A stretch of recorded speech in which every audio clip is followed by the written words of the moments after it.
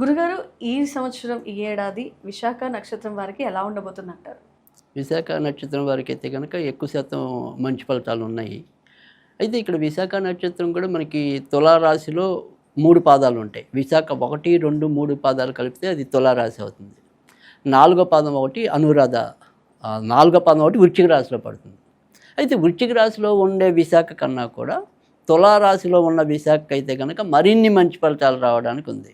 ఆర్థికంగా ఎదుగుదల బాగా ఎక్కువగా కనపడటం అనేది ఉంది. తర్వాత పెళ్ళిళ్ళు కావాల్సిన వాళ్ళు ఎవరైనా సరే, అమ్మాయిలున్నా అబ్బాయిలున్నా కూడా అది కళ్యాణ యోగం అనేది కూడా ఈ ఏడాది ఎక్కువగానే కనిపిస్తుంది. స్థిరాస్తులు ఏమైనా సరే పెంపొందించుకోవాలనుకుంటే కనుక ఆ రకంగా కూడా ముందుకెళ్ళడానికి అయితే అవకాశం ఉంది. అయితే విదేశాలకి వెళ్ళాలి అనేది ఏదైనా తలంపు ఉంటే కనుక వాటిలో మాత్రం కొంత అపజయాలు కానీ, దగ్గరదాకా వచ్చి వెళ్ళలేకపోవటం కానీ ఆ రకంగా ఇబ్బంది అయితే ఉంటుంది. అయితే ఈ సంవత్సరం వీళ్ళకి ఏదైనా సరే కొంత ఇబ్బంది అనేది అక్టోబర్ నుంచి రేపు సంవత్సరం ఫిబ్రవరి మధ్య మాత్రం కొద్దిగా ఆప్త బంధువులకి ఇబ్బంది కానీ, లేదా వాళ్ళకి ఏమైనా సరే నష్టాలు సంభవించడానికి కానీ అవకాశాలు ఉన్నాయి. కానీ ఇంకా ఇతరత్ర మాత్రం ఎక్కువ శాతం విశాఖ నక్షత్రం వాళ్ళకి మంచి ఫలితాలే కనపడుతున్నాయి. తర్వాత రెండోది వచ్చేప్పటికి ఏంటంటే, కొత్తగా ఏదైనా సరే ఉద్యోగం మారాలి అనుకున్నాం, లేదా ఉన్న చోట ఏమైనా అభివృద్ధి ఉంటుందా అని అడిగే వాళ్ళు ఉంటారు. అయితే ఇక్కడ మార్పుతో కూడినదైతే కనుక మరింత మంచి పెరగడానికి ఉంది. అంటే ఉన్న చోట ఉండి అలా ఉన్న దానికన్నా కూడా వీళ్ళు ఏదైనా సరే ఇదే బెటర్ టైం, ఏదైనా సరే మారాలి అనుకుంటే కనుక ఆ మార్పుకి సంబంధించిన ఏమైనా సరే నిర్ణయాలు తీసుకుందాము అనుకుంటే కనుక ఇది రైట్ టైం. అయితే ఒకవేళ మేము తులారాశి కాదండి వృశ్చిక రాశి అన్నారనుకోండి, వృశ్చిక రాశి వాళ్ళు మాత్రం జూన్ తర్వాత తీసుకోవాలి ఆ నిర్ణయం. మారాలి అనుకునే నిర్ణయం ఏదైనా ఉంటే కనుక జూన్ తర్వాత తీసుకోవాలి. అదే మిగతా తులారాశిలో ఉన్న వాళ్ళైతే ఈ సంవత్సరం అంతా కూడా ఇంచుమించు డిసెంబర్ దాకా ఏం పర్వాలేదు. సో ఆ రకంగా అయితే నిర్ణయాలు తీసుకోవచ్చు. విద్యార్థులకు ఎలా ఉందంటారు? విద్యార్థులకు కూడా ఎక్కువ శాతం మంచి ఫలితాలే ఉన్నాయి. అయితే వృశ్చిక రాశి వాళ్ళకి మనం ఇందాక మొదట్లో చెప్పాం, కాస్త ఏదైనా సరే నెగిటివ్ ఉంటే అది విశాఖ మన వృశ్చిక రాశి వాళ్ళకే ఉంది, విశాఖ 4వ పాదం. కనుక వృశ్చిక రాశి విద్యార్థులు మాత్రం ఇంకొద్దిగా ఎక్కువ అటెన్షన్ పెట్టాలి. బట్ మామూలుగా వీళ్ళైతే తేలిగ్గానే విజయం పొందే అవకాశాలు కనపడుతున్నాయి తులారాశిలో అయితే. ఈ విశాఖ నక్షత్రం వారు ఏ రత్నాన్ని ఉపయోగిస్తే మంచిది అంటారు? విశాఖ నక్షత్రం ప్రకారంగా చూస్తే మాత్రం కనకపుష్య రాగం అనేది జనరల్ అడ్వైజ్ అనేది ఉంటుంది. అయితే మరి విశాఖ అంటే కనకపుష్యం దీనికన్నా కూడా ఇంకా ఏదైనా సరే బెటర్ ఆప్షన్ ఉంటుందా అని అడిగితే కనుక ఖచ్చితంగా వీళ్ళు కెంపు పెట్టుకోవటం వల్ల మరింత తొందరగా ఉద్యోగాల్లో ప్రాస్పర్టీ కానీ, తర్వాత గృహ జీవితంలో ఉండే ఒడిదుడుకులు అధిగమించడం కానీ ఇలాంటివి కూడా బాగుంటాయి. కనుక కెంపు పెట్టుకుంటే మంచి ఫలితాలు రావడానికి ఉంటుంది. గురుగారు, ఈ ఏడాది అనురాధ నక్షత్రం వారికి ఎలా ఉండబోతోంది? అనురాధ నక్షత్రం అన్ని పాదాలు కూడా మనకి వృశ్చిక రాశిలోనే రావటం అనేది ఉంటుంది. కనుక అనురాధ వృశ్చిక రాశి వాళ్ళకి గత ఏడాదితో పోలిస్తే కొంతవరకు శుభ ఫలితాలు ఉన్నాయి. అయితే ముఖ్యంగా అనురాధ నక్షత్రం వారికి ఏదైనా సరే కొద్దిగా కష్టపడితే తప్ప ఫలితం రాలేకపోవటం అనేది ఒకటి. అయితే ఉద్యోగంగా గత ఏడాది నుంచి ఏదైనా సరే ఇబ్బంది పడుతూ ఉంటే కనుక జూన్ తర్వాత నుంచి మాత్రం చాలా మంచి యోగం పట్టడం అనేది ఉంది. తర్వాత జూన్ తర్వాత నుంచి వీళ్ళ జీవితంలో ఉన్నతమైన మార్పులు పొందడం అనేది కూడా ఎక్కువగా కనిపిస్తుంది. అయితే కావాల్సిందల్లా ఏంటంటే కొద్దిగా బద్ధకం తగ్గించుకోవటం అనేది అవసరం. తర్వాత ఏదైనా సరే మూర్ఖంగా వాదించకుండా ఉండటం అనేది అవసరం. అంటే వీళ్ళకి తొందరగా ఏమంటాం, సీతయ్య ఎవరి మాట వినరు అన్నట్టుగా కొద్దిగా వాళ్ళ మీద వాళ్ళకి కొద్దిగా మొండి పట్టుదల అనేది ఎక్కువ ఉంటుంది. సో తొందరగా రియలైజ్ అవ్వరు. వాళ్ళకి అంటే వాళ్ళకి వాళ్ళే మళ్ళీ రియలైజ్ అవ్వాలి. మనం మారిస్తే, మనం ఇన్ఫ్లుయెన్స్ చేస్తే మారరు.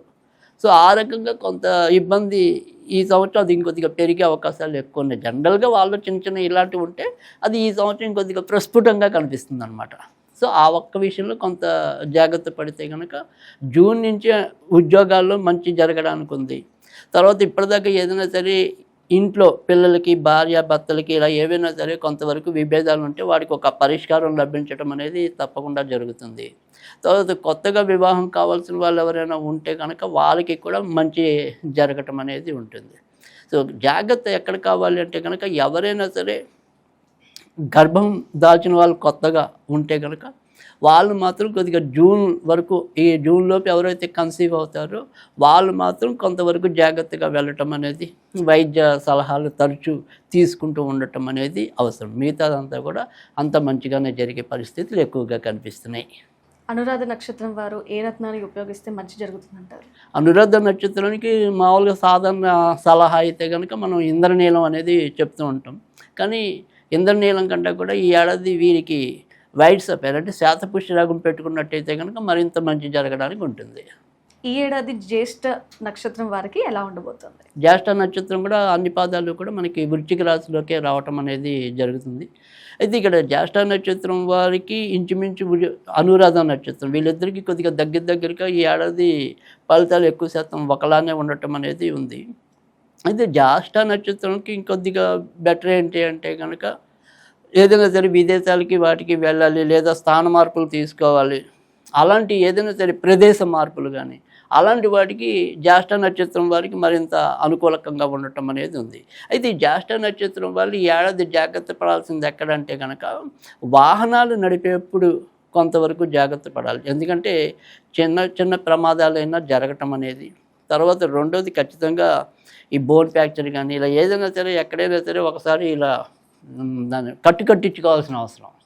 సో అలాంటి పరిస్థితి ఏర్పడటం, లేదా కత్తిఘాట్లు ఇలా ఏవైనా సరే ఆ దెబ్బ తాలూకు మచ్చ కొంత ఉండిపోయే పరిస్థితి ఈ సంవత్సరం ఉంటుంది జ్యేష్ఠ నక్షత్రానికి ముఖ్యంగా. సో అందుకని వాళ్ళు ఏదైనా సరే వాహనాలు నడిపేప్పుడు కానీ మనం రోడ్డు మీద వెళ్ళేప్పుడైనా అవతల వాళ్ళు మనకు గుద్దినా ఇబ్బంది. సో అందుకని కొద్దిగా ఆ రకంగా రెండు వైపులా స్పృహ కలిగి ఉండటం, ఆ రకమైన జాగ్రత్త అయితే కనుక జ్యేష్ఠ నక్షత్రం వాళ్ళు తీసుకోవటం అనేది అవసరం. ఇక పెళ్ళిళ్ళు కావాల్సిన వాళ్ళకి పెళ్ళిళ్ళు అవ్వటం అనేది మంచిగానే ఉంది. వీళ్ళందరికీ కూడా అంటే ఇటు అనురాధకి కానీ తర్వాత ఈ జ్యేష్ఠకి కానీ ఎక్కువ శుభ ఫలితాలు అయితే మాత్రం జూన్ తర్వాత నుంచే ఎక్కువగా ఉండటం అనేది ఉంటుంది. ఈ జూన్ లోపే కొద్దిగా కష్టం అనేది ఉంటుంది విద్యార్థులకు కూడా. మరి జూన్ తర్వాత వాళ్ళు రాసే పరీక్షలు కానీ ఏవైనా సరే ఎంట్రన్స్ టెస్టులు వివిధ కాంపిటీషన్ ఎగ్జామ్స్ ఏమన్నా కూడా అవి జూన్ తర్వాత కనుక ఉండినట్టయితే కనుక ఇంకా ఎక్కువ మంచి ఫలితాలు పొందే అవకాశాలు ఎక్కువ ఉంటాయి. జ్యేష్ఠ నక్షత్రం వారికి ఎలాంటి ఒక రత్నం ఉపయోగిస్తే మంచిది ఉంటారు? రైట్. జ్యేష్ఠ నక్షత్రం వారికి సాధారణంగా చెప్పేది అయితే కనుక ఎమరాల్డ్ అంటే జాతి పచ్చ అంటాం. సో ఆ జాతి పచ్చ పెట్టుకునే దానికన్నా కూడా ఇంకా మంచి ఫలితాలు రావాలి అనుకుంటే కనుక ఖచ్చితంగా చంద్రకాంతం అని మూన్ స్టోన్ అంటాం. సో మూన్ స్టోన్ కనుక పెట్టుకున్నట్టయితే కనుక ఇటు మానసికంగా ప్రశాంతత, తర్వాత ఏదైనా సరే ఇందాక చెప్పుకున్నట్టు ఈ వాహన ప్రమాదాలు కానీ ఇలాంటివి ఏమీ జరగకుండా కొంత మంచి జరగడానికి కూడా అవకాశాలు ఎక్కువ ఉంటాయి. అందుకని చంద్రకాంతం అని ఇంకా మంచిది. గురుగారు, ఈ ఏడాది మూల నక్షత్రం వారికి ఎలా ఉండబోతుంది అంటారు? మూల 4 పాదాలు కూడా ధనుర్రాశిలోకి రావటం అనేది ఉంది. అయితే మూలా నక్షత్రం వారికి కొంతవరకు ఒడిదుడుకులు ఉన్నాయి ఈ సంవత్సరం. ఏ రకంగా ఒడిదుడుకులు ఉన్నాయి అంటే కనుక ఆరోగ్య విషయంలో కొంతవరకు జాగ్రత్త తీసుకోవాలి. తర్వాత వ్యాపారాల్లో ఉన్న వాళ్ళకి ఉద్యోగంలో కన్నా కూడా ఈ మూలా నక్షత్రంలో ఎవరైతే వ్యాపారాలు నిర్వహిస్తూ ఉంటారో ఆ వ్యాపారాలు నిర్వహించే వాళ్ళకి మాత్రం ఆకస్మికంగా అది తగ్గిపోవటం ఆదాయం. అంటే ఇప్పటిదాకా మనం ఒక ఏడాదికి కనీసం ఒక 4-5 లక్షలు సంపాదిస్తున్నాం అనుకుందాం. ఈ 4-5 లక్షలు తెప్పినా సరే 1 లక్ష తగ్గితే మనకంత పట్టించుకోం.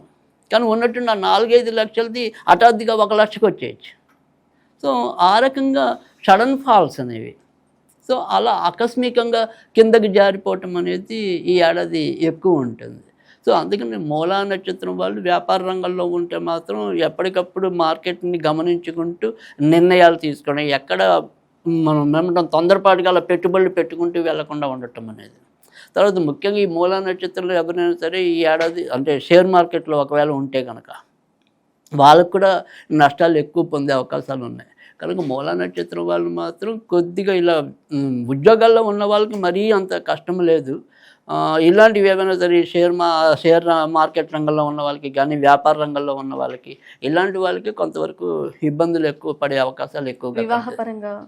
వివాహపరంగా మాత్రం చిక్కులు ఎదుర్కొనడానికి ఉన్నాయి. సంబంధాలు అయితే కనుక దగ్గర వచ్చి కుదరకుండా ఇబ్బంది చేజారిపడే పరిస్థితి అయితే ఎక్కువ ఉంది. అయితే డిసెంబర్ తర్వాత నుంచి ఏంటంటే ఎవరైనా సరే ఇప్పుడు ఇదే మూలా నక్షత్రంలో పుట్టి ఒకవేళ మతాంతర కులాంతర వివాహాల కోసం ఏమైనా సరే అంటే ప్రేమలో ఉండి అప్పటిదాకా ఏదైనా సరే పెద్దలు అంగీకారం తెలపక ఇబ్బంది పడుతున్న వాళ్ళు ఎవరైనా ఉంటే వాళ్ళకి మాత్రం కొంతవరకు అది డిసెంబర్ తర్వాత ఆ రకంగా అనుకూలమైన యోగ్యత రావడానికి అవకాశం ఎక్కువ ఉంది. ఈ మూల నక్షత్రం వారికి ఎలాంటి రత్నం ఆయుధంలో పనిచేస్తుందంటారు? తప్పకుండా. సో మూలా నక్షత్రం వాళ్ళకి ఆయుధం అనుకోండి, అంటే మామూలుగా సాధారణంగా అయితే కనుక మనం పిల్లికన్ను వైడూర్యం అనేది చెప్తూ ఉంటాం. కానీ ఇందాక మనం చెప్పుకున్నాం ఇలాగా ఒడిదుడుకులు అనేవి ఎక్కువగా కనిపిస్తున్నాయి ఈ రకంగా అని చెప్పి. సో మూలా నక్షత్రం వాళ్ళు వైడూర్యం కన్నా కూడా ఈ ఏడాది కనక పుష్యరాగం పెట్టుకోవటం వల్ల ఇటు ఆరోగ్యం కూడా కరెక్ట్గా ఉండడానికి ఒకటి, తర్వాత ఆర్థిక వనరులు కొంతవరకు ఇబ్బంది లేకుండా ముందుకెళ్ళడానికి అవకాశం ఉంటుంది. కానీ కనక పుష్యరాగం పెట్టుకోవటం వల్ల మంచి జరిగే పరిస్థితి ఎక్కువ ఉంటుంది.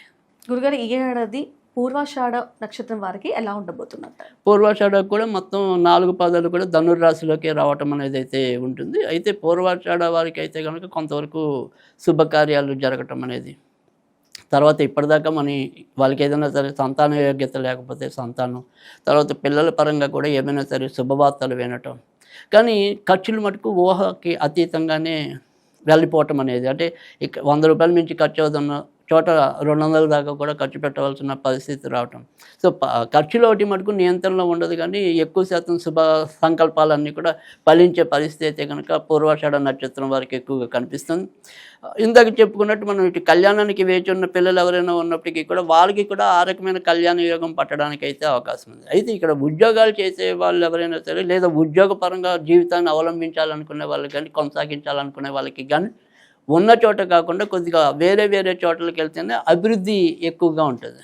సో అందుకని ఆ రకంగా ఏదైనా సరే మార్పులకు సిద్ధమై ఉంటే కనుక పూర్వాషాఢ వారికి మరింత అభివృద్ధి ఉద్యోగాల పరంగా రావడానికి అయితే ఉంటుంది. విద్యా రకంగా ఎలా ఉందంటారు? విద్యార్థులకి మాత్రం కొంతవరకు ఇబ్బంది ఉంది, ఎందుకంటే ఆల్రెడీ ఇప్పటికీ వీళ్ళకి అర్ధాష్టమ శని అనేది ఒకటి నడుస్తుంది.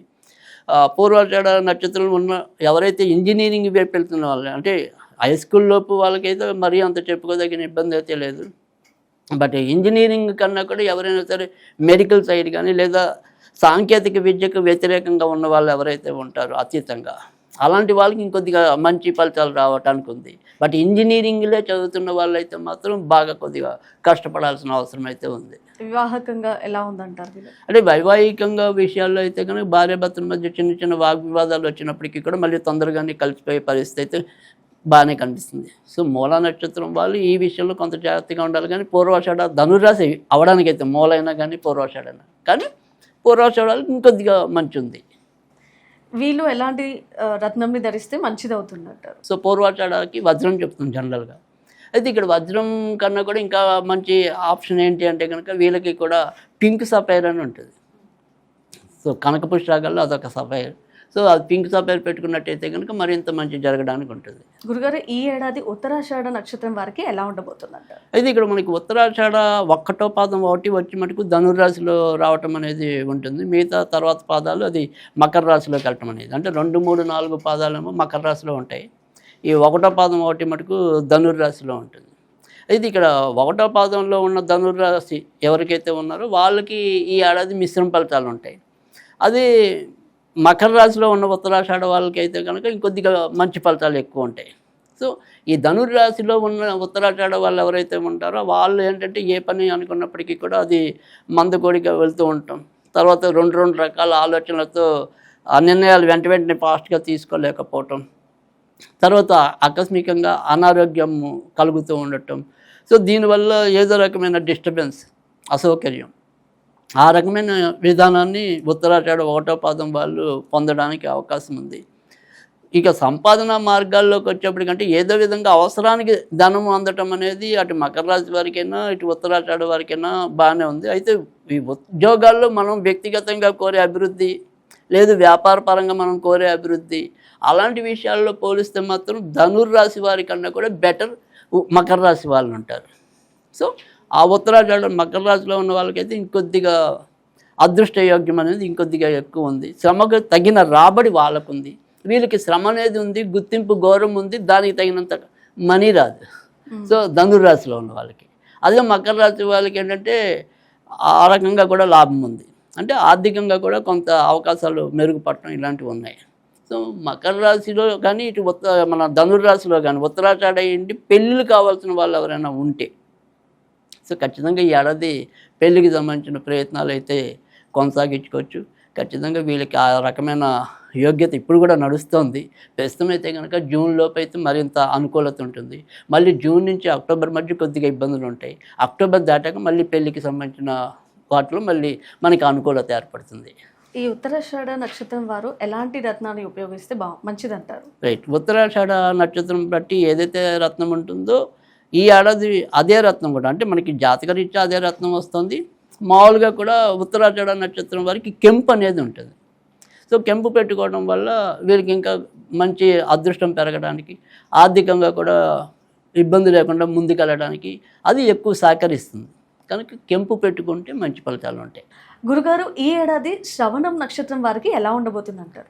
శ్రవణ నక్షత్రం అన్ని పాదాలు కూడా మకర రాశిలోనే ఉండటం అనేది జరిగింది. ఈ ఏడాది శ్రవణ నక్షత్రం వారికి అయితే కనుక ఎక్కువ మంచి ఫలితాలు ఉన్నాయి. అయితే భార్యాభర్తలు ఇద్దరు ఆరోగ్య విషయాల్లోనూ ఈ ఏడాది అయితే కొంతవరకు జాగ్రత్త తీసుకోవాలి. అంటే మొదటుండే 6 నెలలు భర్త ఆరోగ్యం మీద ప్రభావం చూపించడం అనేది, తర్వాత ఉండే 6 నెలలు భార్య ఆరోగ్యం మీద ప్రభావం చూపించడం అనేది ఉంటుంది. కనుక జీవిత భాగస్వాములు ఇద్దరూ కూడా వారి వారి యొక్క ఆరోగ్య విషయాల్లో కొంత జాగ్రత్త తీసుకోవటం అనేది అవసరం. ఇక ఈ ఏడాది వీళ్ళు ఏదైనా సరే దేవుడికి సంబంధించిన అంటే ఆధ్యాత్మిక యాత్రలు, అంటే తీర్థయాత్రలు అలాంటివి చేయాలన్నా కూడా సాధ్యమవుతుంది. లేదా వినోద యాత్రలు లాంటివి చేయాలన్నా కూడా సాధ్యమవుతుంది. అంటే మొత్తానికైతే కనుక ఈ ఏడాది కొద్దిగా యాత్రా స్థలాలకు వెళ్ళటం, ఏవో ఒక క్షేత్రాలని దర్శించటం, లేదా ఇప్పుడు మనం ఆనందం ఇచ్చే ఏమంటాం కొడైకెనాల్, గోవా ఇలాంటివి ఏవైతే ఉల్లాసాన్ని కలిగించేవి, అలాంటివి ఏవైతే మనకి యాత్రలు ఉంటాయి, మొత్తానికైతే ఆ రకమైన యాత్ర కానీ ఈ రకమైన యాత్ర కానీ ఖచ్చితంగా వీళ్ళకి వాళ్ళ అభిరుచిని బట్టి గ్యారంటీగా అది నెరవేరటం అనేది జరుగుతుంది. కనుక ఆ రకంగా మంచి, అంటే వాళ్ళు అనుకున్నట్టుగా ఆ రకమైన యాత్రలు, అంటే ఎప్పటి నుంచో నేను కాశీ వెళ్ళాలనుకుంటున్నానండి, ఎందుకు వెళ్ళలేకపోతున్నాను అంటే ఈ ఏడాది అవుతుంది అది. సో ఆ రకంగా మకర రాశి వారికి అలాంటి యాత్ర సౌభాగ్యం అనేది అయితే కనుక ఉంది ఈ ఏడాది. తర్వాత వీళ్ళు ఏదైనా సరే వ్యాపారాలు ఏదైనా కొంత విస్తరిద్దాము అనుకుంటే కనుక దానికి సంబంధించిన కానీ, లేదా కొత్తగా నేను వ్యాపారం మొదలెట్టాలనుకునే దానికి కానీ, దానికైతే మాత్రం జూన్లోపే మంచిది. సో ముఖ్యంగా పార్ట్నర్షిప్ వ్యాపారాలు ఎవరైనా చేయాలనుకుంటే మాత్రం ఖచ్చితంగా జూన్లోపే మంచిది. జూన్ తర్వాత సాధ్యమైనంత వరకు కూడా ఉన్న వ్యాపారాలు నడిపించుకోవడం మంచిది తప్ప కొత్త వాటి జోలికి వెళ్లకుండా ఉండటం అనేది అవసరం.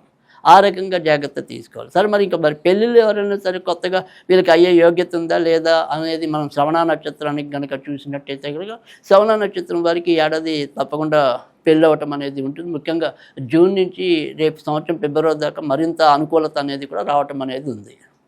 వీళ్ళు అంటే శ్రవణ నక్షత్రంలో విద్యార్థులకు ఎలా ఉంది? శ్రవణ నక్షత్రం విద్యార్థులకు కూడా మరింత మంచి ఫలితాలు ఉన్నాయి. ఖచ్చితంగా ఈ ఏడాది అయితే కనుక వాళ్ళు అనుకున్న రంగాల్లోకి ముందుకు వెళ్ళటం అనేది ఉంది. సో ఏదైనా సరే ఈ ఫలితాల విషయంలో కూడా ఒక 10 మార్కులు అటు ఇటుగా వచ్చినప్పటికీ కూడా వాళ్ళ యొక్క ప్రధానమైన లక్ష్యం ఏదైతే ఉంటుందో దాన్ని అందుకోగలుగుతారు, జయిస్తారంటారు. రైట్. జయం అనేది అయితే ఉంది. శ్రవణ నక్షత్రం వాళ్ళు పరిష్కారానికి ఎలాంటి రత్నాన్ని ఉపయోగిస్తే మంచిదంటారు? శ్రవణ నక్షత్రం వారికి సాధారణంగా చెప్పేదైతే కనుక ముత్యం చెప్పడం అనేది ఉంటుంది. కానీ ముత్యం వీరికి అంత మంచి ఫలితం రాదు. కనుక ఏదైనప్పటికీ కూడా వాళ్ళు పెట్టుకోగలిగితే ఇంద్రనీలం అని ఉంటుంది, బ్లూ సఫైర్ అంటాం. సో ఆ ఇంద్రనీలం పెట్టుకోవటం వల్ల మరింత అదృష్టం పెరగడానికి అవకాశం ఉంటుంది. గురుగారు, ఈ ఏడాది ధనిష్ట నక్షత్రం వారికి ఎలా ఉండబోతుంది అంటారు? అయితే ఇక్కడ ధనిష్ట నక్షత్రంలోకి వచ్చేప్పటికి ఏంటంటే 1-2 పాదాలేమో మకర రాశిలో పడతాయి, 3-4 పాదాలేమో కుంభరాశిలో పడతాయి. అయితే మకర రాశి కుంభరాశి ఇద్దరికీ కూడా ఈ ఏడాది కొంతవరకు మంచి ఫలితాలు ఉన్నాయి. ఇక్కడ మకర రాశిలో ఉన్న ధనిష్ట వాళ్ళకైతే కనుక ఇంకొద్దిగా వేగంగా ఆ ఫలితాలు పొందటం అనేది ఉంటుంది. ఎందుకంటే కుంభరాశిలో ఉన్న వారికి ఏలినాటి అనేది నడుస్తుంది.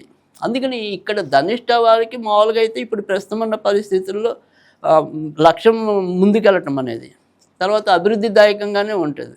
అయితే ఇక్కడ మకర రాశి వాళ్ళకి ఏంటంటే వాళ్ళు అనుకున్న పని ఏప్రిల్లో అనుకున్నది గ్యారంటీగా మేలో జరిగిపోవడానికి ఉంది. అదే ఆ ధనిష్ట కుంభరాశిలో ఉన్న ధనిష్ట అయితే కనుక మనం ఏప్రిల్లో అనుకున్న పని ఆగస్టు దాకా డ్రాగన్ అవ్వచ్చు. కానీ ఆగస్టులో అయినా అవుతుందా అంటే అవుతుంది.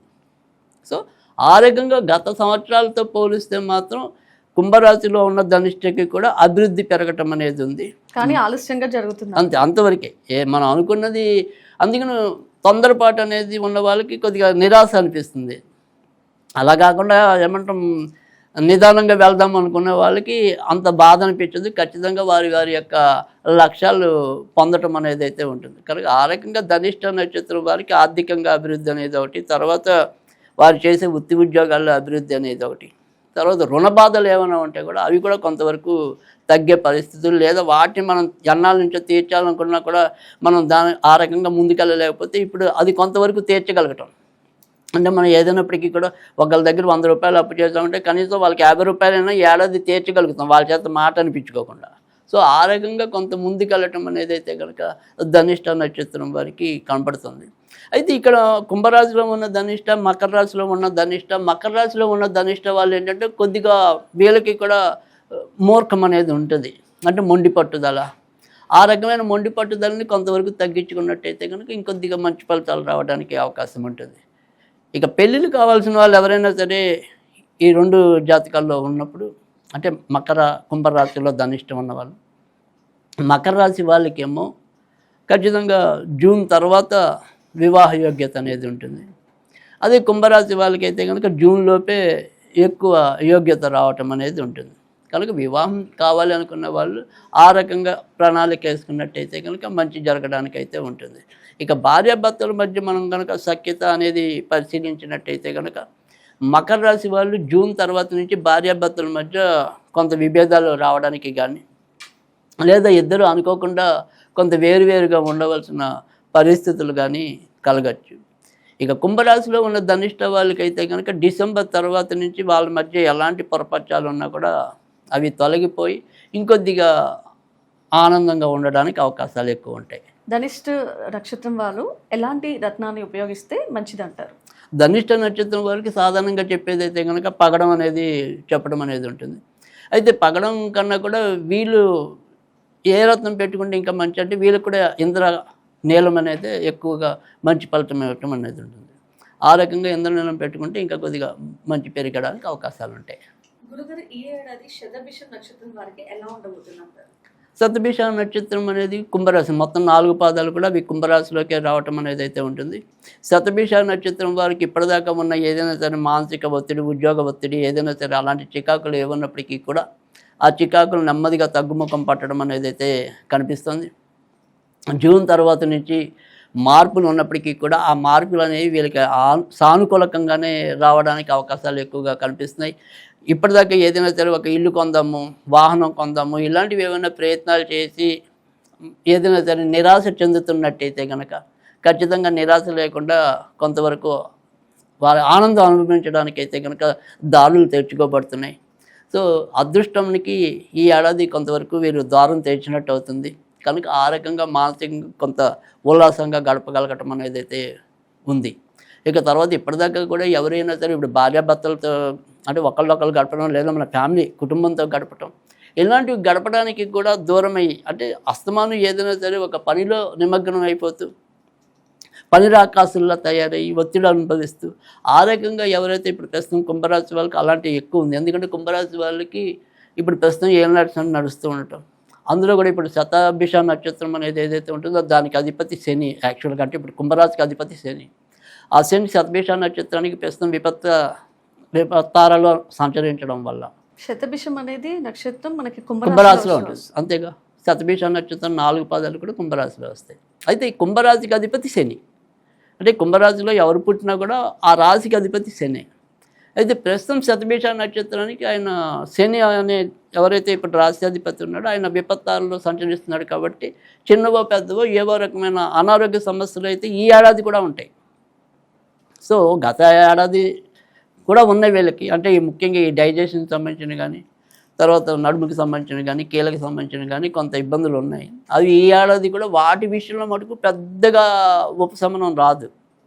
బట్ మిగతా విషయాలు అంటే ఆర్థిక విషయాల్లో కానీ, మనం ఏదైనా సరే ప్రాపర్టీలు తీసుకునే విషయాల్లో కానీ, పిల్లలకి పెళ్లి చేయాల్సిన విషయాలు, శుభకార్యాలు చేయాల్సిన విషయాల్లో కానీ కొంత ఊరటైతే కనుక తప్పకుండా ఈ ఏడాది లభిస్తుంది. ఈ శతభిషం నక్షత్రం వారికి ఎలాంటి రత్నం ఉపయోగిస్తే మంచిదంటారు? శతభిష నక్షత్రం వారికి సాధారణంగా చెప్పేది అయితే కనుక గోమేధికం చెప్పడం అనేది ఉంటుంది. అయితే ఈ ఏడాది నక్షత్రం ప్రకారమే కాకుండా విడిగా జాతకం ప్రకారం కూడా వీళ్ళకి గోమేధికమే మంచి ఫలితాలు ఇవ్వటం అనేది ఉంటుంది. కనుక గోమేధికం మంచిది. గురుగారు, ఈ ఏడాది పూర్వభద్ర నక్షత్రం వారికి ఎలా ఉండబోతుంది అంటారు? పూర్వభద్ర 3 పాదాలు వచ్చి కుంభరాశిలో ఉండటం అనేది ఉంటుంది. 4వ పాదం ఒకటి మాత్రం మీనరాశిలో ఉండటం అనేది జరుగుతుంది.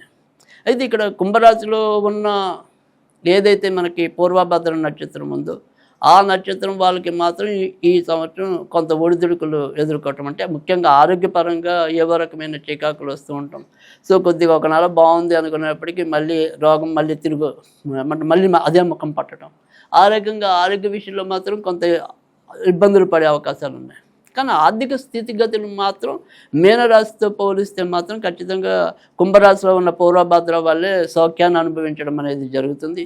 ముఖ్యంగా ఎప్పుడైతే గురుడు జూన్ నుంచి వీళ్ళకి 6వ ఇంట్లో వస్తాడో అప్పుడు వృత్తి ఉద్యోగాల్లో కూడా చక్కటి ప్రాస్పరిటీ లభించడం అనేది ఒకటి. తర్వాత ఇతరులతో వీరి యొక్క సంభాషణ చాతుర్యంలో కూడా స్కిల్స్ పెరగటం అనేది, అంటే కమ్యూనికేషన్ స్కిల్స్. సో ఆ రకమైన నైపుణ్యాన్ని కూడా పెంచుకోగలగటం. అంటే సాధారణంగా ఏదైతే ఈ కుంభరాశి అనేది ఉంటుందో వాళ్ళు ఫస్ట్ వెంటనే అందరితో కలవడానికి కొంత షై ఫీల్ అవుతారు, లేదా మొహమాటం ఉండొచ్చు. కానీ ఈ ఏడాది ఏంటంటే మాట్లాడిన 4 మాటలు కూడా అవతల వాళ్ళకి ఆర్ట్ఫుల్గా అది రీచ్ అవ్వటం.